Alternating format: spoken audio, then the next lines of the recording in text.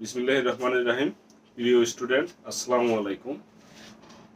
আজকে আমি একটা সমস্যা নিয়ে আলোচনা করব, যে সমস্যাটা প্রায় স্টুডেন্টই ক্লাসে বলে এটা একটু করে দেন বা এটা একটু বুঝে দেন।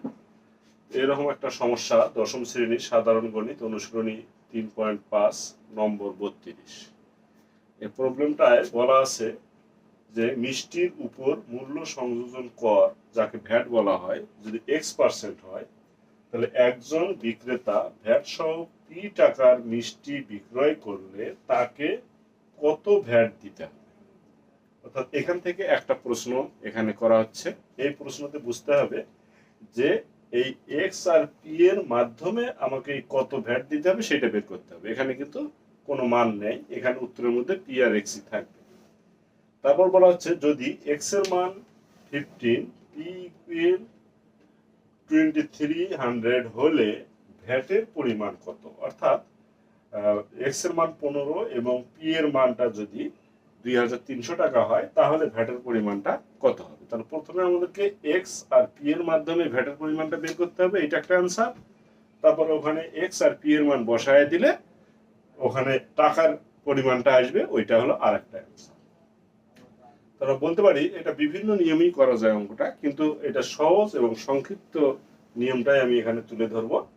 তাহলে এখানে প্রথমে বলা হচ্ছে, দেওয়া আছে কি ভ্যাট X%। তাহলে ভ্যাট X% মানে কি, 100 টাকায় ভ্যাট দিতে হয় X টাকা। তাহলে ভ্যাট সহ মূল্য কত হবে? ভ্যাট সহ মূল্য হবে 100 প্লাস X টাকা। এখন এটা হচ্ছে ভ্যাট সহ মূল্য। ভ্যাট সহ মূল্য হলো 100 প্লাস X টাকা।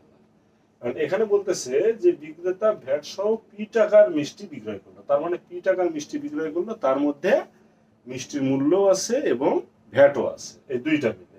এখানেও ভ্যাট সহ মূল্য আছে এত। তাহলে এখানে কত টাকা ভ্যাট দিতে হবে? তাহলে ভ্যাট সহ মূল্য আমার কত হচ্ছে? ভ্যাট সহ মূল্য, ভ্যাট সহ মূল্য 100 প্লাস X টাকা হলে তাহলে ভ্যাট দিতে হবে, ভ্যাট দিতে হবে X টাকা, X%। তাহলে এত টাকা যদি বিক্রয় মূল্য হয় ভ্যাট সহ, তাহলে সেই ক্ষেত্রে আমাদের ভ্যাট দিতে হবে X টাকা। তাহলে ভ্যাট সহ মূল্য যদি আমার 1 টাকা হয়, 1 টাকা হলে তাহলে ভ্যাট দিতে হবে কত? X বাই এটা 100 প্লাস X টাকা। অতএব ভ্যাট সহ মূল্য আমার পি টাকা হলে কত ভ্যাট দিতে হবে সেটা বের করতে বলছে। তাহলে ভ্যাট সহ মূল্য যদি পি টাকা হয়, তাহলে এই পিটা হবে উপরে গুণন, অর্থাৎ পি উপরে গুণন হলে P X by 100 plus X টাকা। এইটাই আমার প্রথম প্রশ্নটার উত্তর কিন্তু বের হবে। অর্থাৎ এই যে কত টাকা ভ্যাট দিতে হবে এক্স আর পি আকারে, তাহলে ভ্যাট দিতে হচ্ছে আমাকে P X by 100 plus x.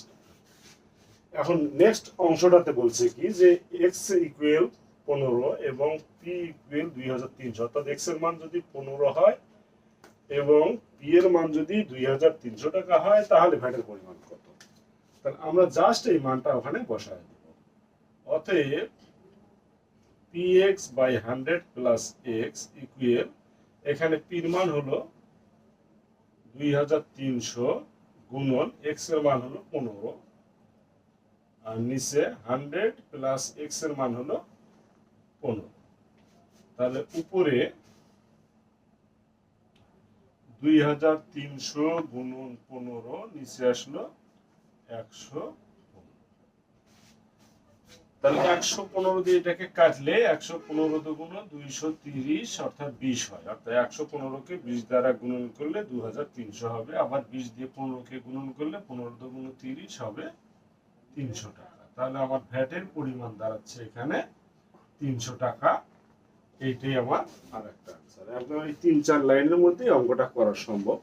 অথচ পড়ে মনে হয়, বিশেষ করে স্টুডেন্টরা মনে করে ভ্যাট X%, আবার পি, এত কিছু দেখে অনেক সময় ঘাবড়ে যায়। তো একটু চিন্তা করলেই অঙ্কটা খুব ইজিলি 3-4 লাইনের মধ্যে হয়ে যাবে। তো আজকে এ পর্যন্তই। আল্লাহ।